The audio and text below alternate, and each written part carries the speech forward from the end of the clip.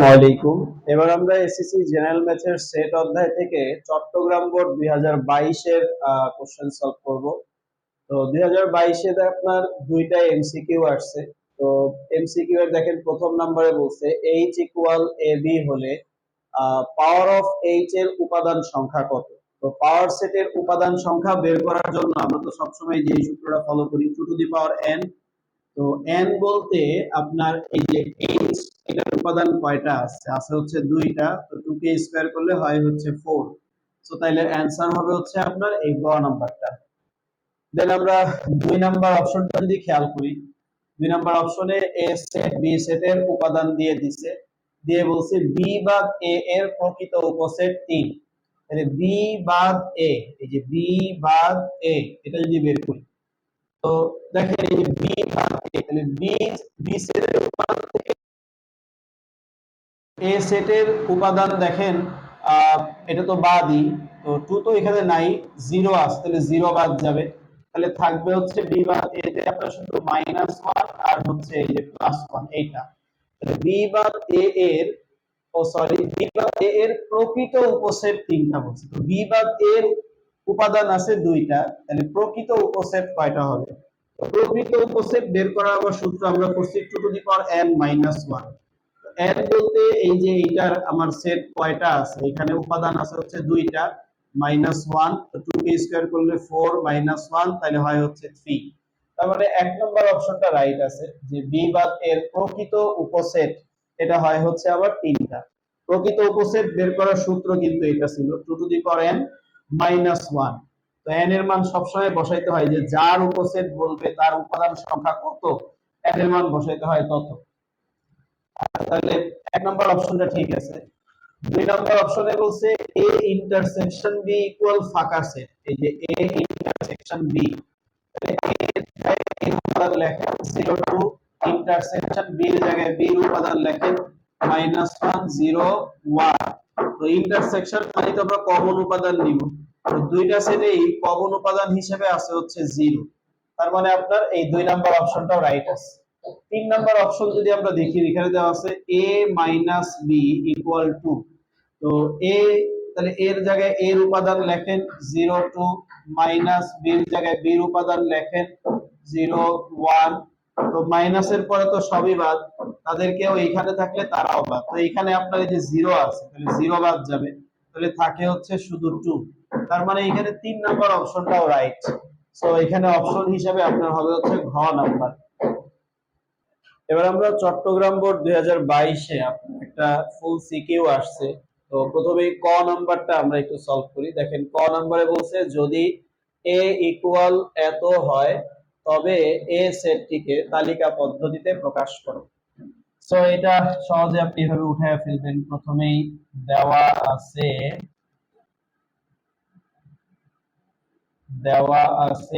a equal x, এর উপাদান হচ্ছে x। তো x টা হচ্ছে বিলংস টু n, মানে n এর অন্তর্ভুক্ত।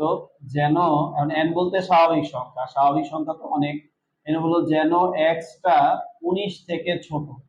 তো 19 থেকে ছোট এবং x টা আপনার বলে দিছে 3 এর গুণিতক। 3 এর গুণিতক, 3 এর গুণিতক হচ্ছে 3 এর সাথে কোনো সংখ্যা গুণ করলে যে ফলাফল পাওয়া যায় সেটাই হচ্ছে 3 এর গুণিতক।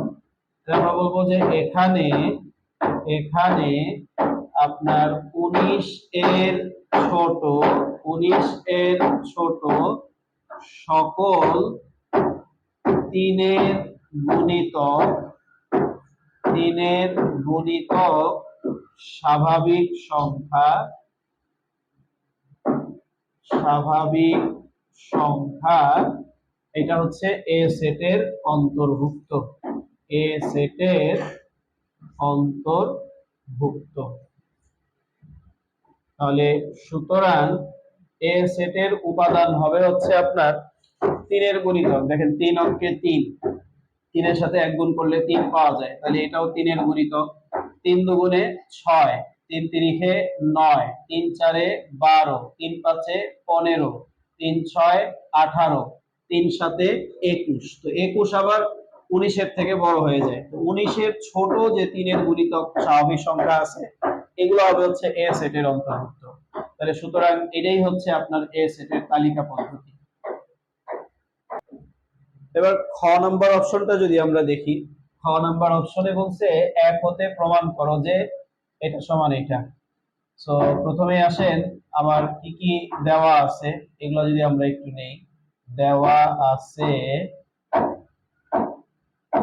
আপনার সার্বিক সেট ইউ ইকুয়াল আছে হচ্ছে A B C D E F G, আর এ সেটে আপনার দিয়ে দেওয়া আছে হচ্ছে A B C D, then B সেটে আপনার আছে হচ্ছে এ ই এফ জি, এগুলো হচ্ছে আমার দিয়ে দেওয়া আছে। তো তাহলে এখন এখন আমরা প্রথমে এ ইন্টারসেকশন বি এর মানটা বের করে নিই। তাহলে এ ইন্টারসেকশন বি, তো এর জায়গায় এর মান লিখবো। এর মান আছে হচ্ছে এ বি সি ডি, তারপরে ইন্টারসেকশন বি, বির মান আছে হচ্ছে এ ই এফ জি। এখন ইন্টারসেকশন মানেই তো জানি দুইটা সেটের মাঝখানে ইন্টারসেকশন থাকলে শুধু কমন উপাদানটা নিতে হয়। তো আমরা দেখতেছি এ এখানেও আছে এখানেও আছে, এছাড়া বি সি ডি এগুলা নাই, তাহলে শুধুমাত্র এটা হবে হচ্ছে এখানের অ্যান্সার। তাহলে সুতরাং লেফট সাইড বা পক্ষ আছে হচ্ছে A intersection B whole prime.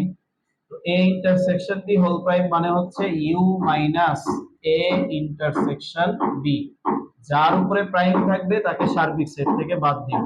মানে সার্বিক সেটের উপাদান হচ্ছে আপনার A B C D E F G minus A intersection B এর মান আমরা পাইলাম হচ্ছে শুধু এ, বাস মাইনাসের পরে তো সবাই বাদ, তাদের কেউ এখানে থাকলে তারাও বাদ, তাহলে এখানে শুধুমাত্র এটা বাদ যাবে, থাকবে হচ্ছে B B C D E F G. এটা হচ্ছে আমার লেফট সাইডে আসলো। দেন এবার আসি আমরা রাইট সাইডের ব্যাপারটা যদি দেখি। তো রাইট সাইডের শুরুতে আপনার এই যে a মাইনাস বি এটার মান বের করতে হয়, তাহলে এর জায়গায় এর মান বসাই এ বি সি ডি মাইনাস, এরপর আছে হচ্ছে আপনার বি, তাহলে বির জায়গায় বির মান বসাই এ ই এফ জি। তাহলে শুধু ওই সেটের সবই তো বাদ, এবার কমন উপাদান গুলাও বাদ, তাহলে এ বাদ যাবে, এই যে এ বাদ যাবে, তারপরে বি ওইখানে নাই, সি নাই, ডি নাই, তাহলে এখানে থাকবে হচ্ছে বি সি ডি এগুলো থাকবে। একইভাবে বি মাইনাস এ এটাও আমরা বের করে নিব, তাহলে বি এর জায়গায় বি এর উপাদান লিখি এ ই এফ জি মাইনাস এর উপাদানগুলো ছিল হচ্ছে A B C D. So তাহলে এখানেও আমার এই যে এ দুই জায়গাতেই আছে, বাদ যাবে, ই এফ জি তো এখানে নাই, তাহলে এগুলো থাকবে ই এফ জি।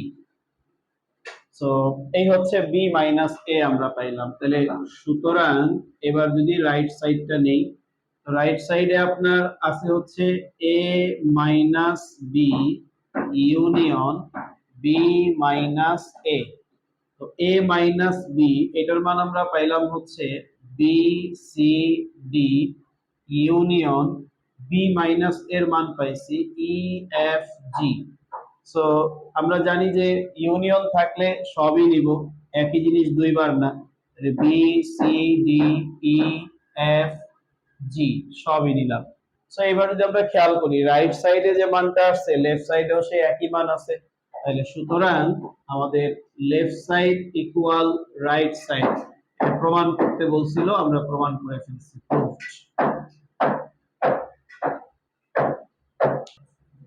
এবার চট্টগ্রাম বোর্ড 22 এর সিকিউ এর গ নাম্বার কোশ্চেনটা যদি দেখি, বলছে হচ্ছে 2 হতে x, y নির্ণয় করো। তো 2 নম্বরে আমার এই উদ্দীপকটা দেওয়া আছে, এইখান থেকে x, y এর মান বের করতে বলছে। সো তাহলে প্রথমেই হচ্ছে দেওয়া আছে বলে আগে এটা উঠাবেন। তো এরপরে আসেন ক্রমজোড়ের সংজ্ঞানুসারে বা নিয়ম অনুসারে যেটা বলেন ক্রোমোজোরের